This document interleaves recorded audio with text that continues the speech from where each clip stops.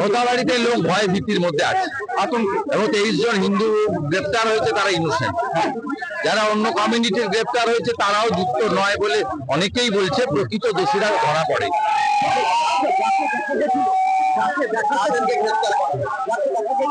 গ্রেপ্তার হয়নি, আমাদের এখানকার 6 জন এফআইআর করে পুলিশ ইনঅ্যাকশনের জন্য উচ্চ আদালতে গেছে।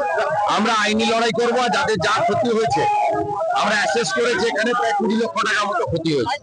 আমরা প্রায় 8-10 লক্ষ টাকা আজকে ক্ষতিপূরণ দিয়েছি প্রত্যেককে 50% করে, বাকিটাও আমরা দেবো।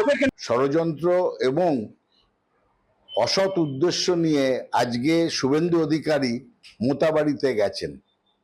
হাইকোর্টে অর্ডার চেয়েছিলেন, হাইকোর্ট নির্দিষ্টভাবে বলে দিয়েছেন কোনোভাবে কোনো উস্কানিমূলক কথাবার্তা বলা চলবে না, এবং কমিউনাল হারমোনি নষ্ট হতে পারে এমন কিছু করা যাবে না।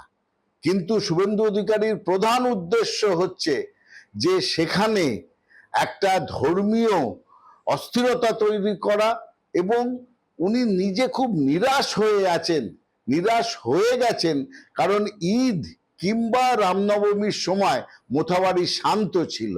তাই আজকে আবার গেছেন যে মোথাবাড়িকে আরো উত্তেজিত করা যায় কিভাবে। তাই জন্য ওখানে বলছেন সিবিআই, এনআইএ ইত্যাদি, এসব দাবি তো কলকাতায় বসেই করতে পারতেন। আসলে আমরা খবর পেয়েছি যেটা, যে উনি ওখানে কিছু পয়সা করিও ডিস্ট্রিবিউট করবেন গুন্ডা বদমাইশদের মধ্যে, যাতে সামনের দিনে একটা অশান্তি তৈরি করা যায়।